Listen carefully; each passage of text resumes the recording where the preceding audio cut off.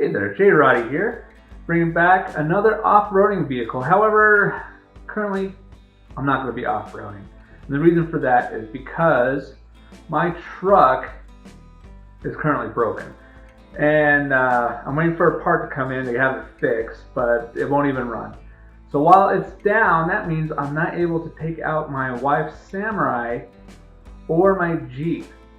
And in fact, I actually had to buy a brand new vehicle, which is going to be a 2002 Subaru Forester, just to get by. I need a daily driver because my truck was my daily driver.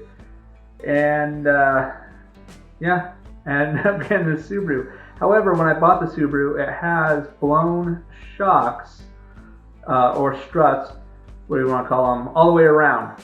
And as I'm driving it, it clunks, it's horrible. I can't stand it. It also sits too low to the ground. So I actually bought a lift kit for it and brand new struts to put all the way around, and I'm going to show you how to install them. So let's get to it.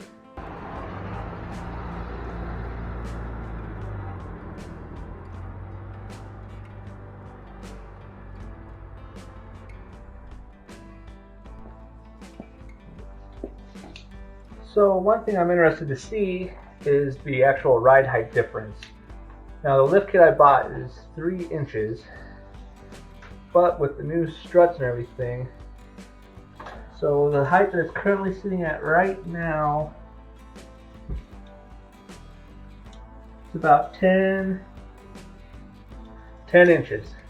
That's currently where I'm sitting at right now. Hopefully I'll be able to bump that up a lot higher, get it more comfortable of a ride, so on and so forth. Let's keep working on it. So this right here is what I'm trying to fix. This thing has a horrible sound coming from the rear end, and also too, it is just bouncing all over the place really, really badly. And I need to fix that because that's no good.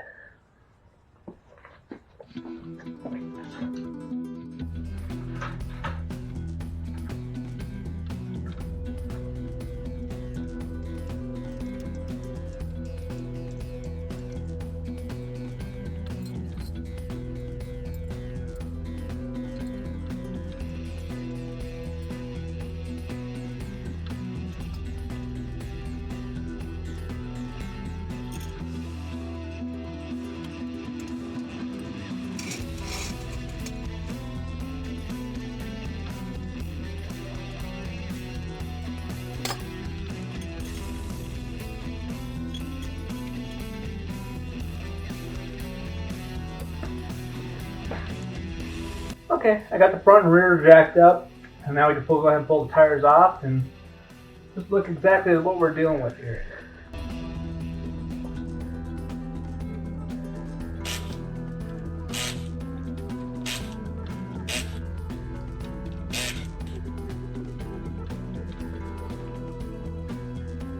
So underneath here is where the top of the strut in the rear mounts to. So usually just need a screwdriver, pop it right off. It's got some tabs. And then underneath that, you have a foam piece. And there's your strut top. So you usually just have to tuck that up out of the way. Like that. And then you can get the top.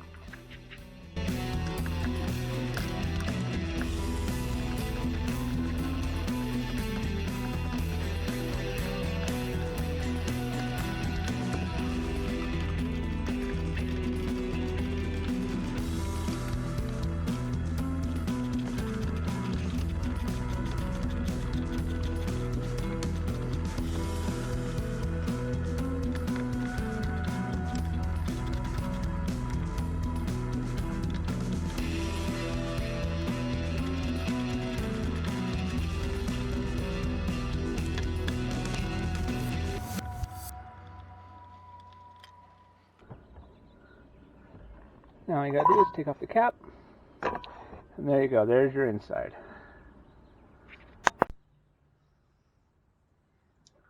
Okay, now that I got this generally loose, it's pretty much just free floating there. Now we need to get the bottom out. However, the bottom has a brake line that goes right through it, right here. that needs to be actually detached.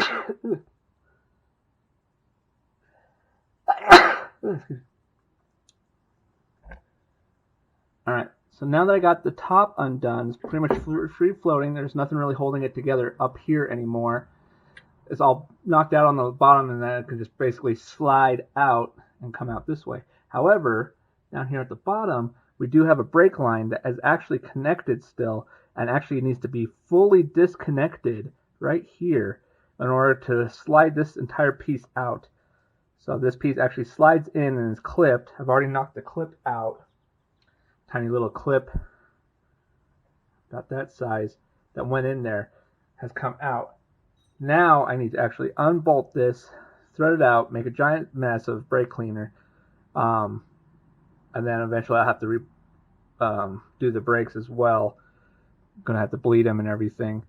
But that needs to come out next. And then once that comes out, this slides out. You can see it already is kind of there. Once that comes out, then basically this whole thing comes right on out. Alright, so I got the brake line disconnected. It's already popped out. So now there's basically nothing holding this in.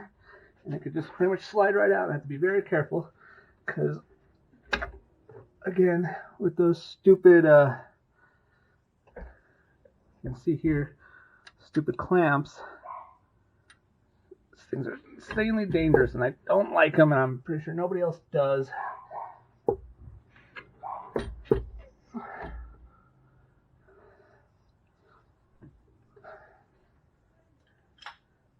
Actually, it looks like now I can get the other side on.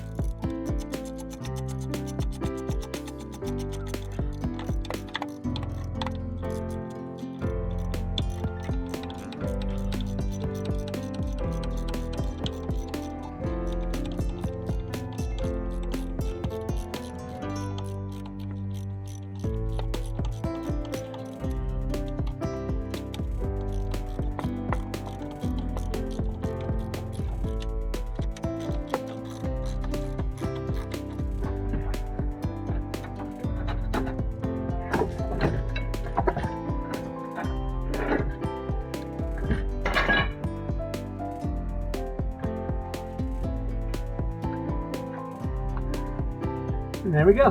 We got it out. So here's the new strut with the lift kit on it. And these are directional. So if you're looking at it from the top, depending on how you put it on there, the holes need to line up. So if you have like that, holes don't line up. Like that, holes line up. So make sure when you're putting the rear ones on, the rear ones are directional. They need to go a certain way, so be aware of that. So here you can see the difference in the size that I'm going to be going up to.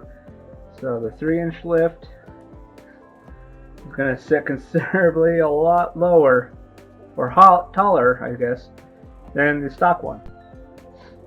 Okay, so after much swearing and arguing with this thing, I got it in.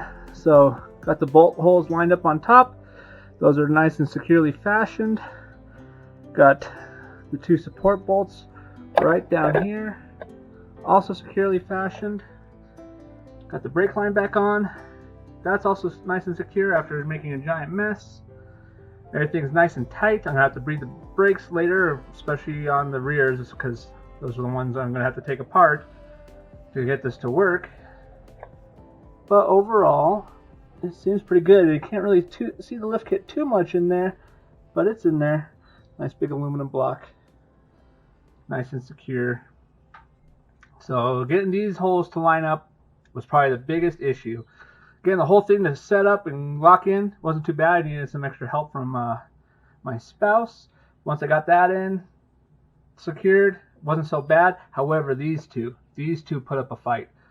I had to keep moving this up and down, back and forth, wiggling it in to get this arm to move inside. Massive pain. But got it nice and done. Now I can move on to the fronts. Alright, so moving on to the front. Here we have the front strut, 3 bolts right there.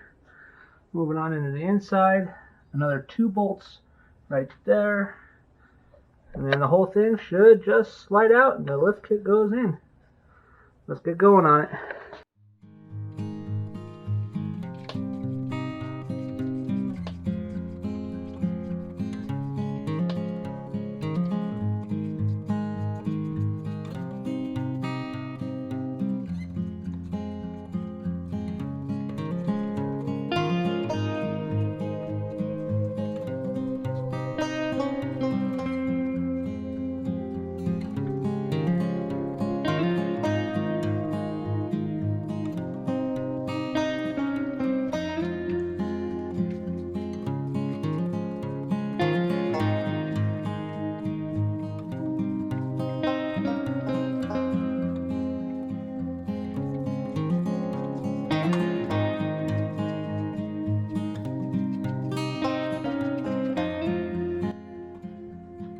Alright.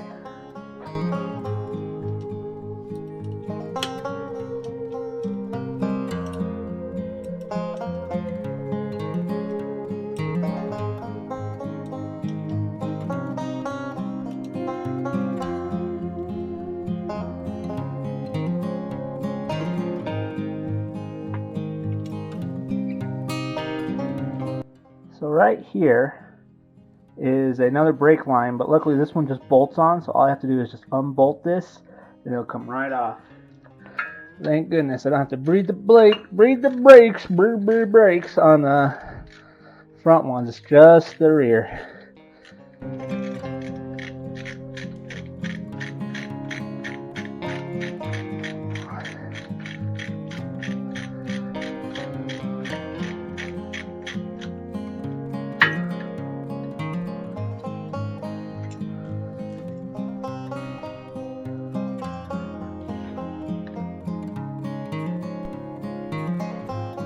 Okay, so here's the front strut back in.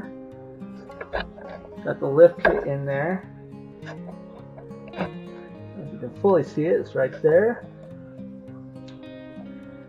Got my bolts back in, holding on to the camber. So that's the camber bolt right there. And then just a support bolt. Got my brake line, speed sensor line back on. What I had to do is right down here is the sway bar, which I had to completely disconnect to make the whole thing droop. So I was struggling with it because I had that still attached. So the best thing to do is completely let that drop out. Makes a huge world of difference. But that's the front end. Now I just got to do the other side.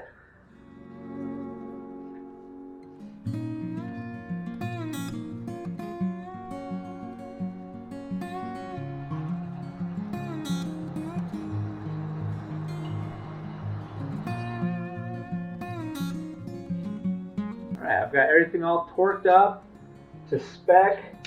Got the lift on it, it's all set down. All that's left to do is get it in a line. However, I want to see what my final height is.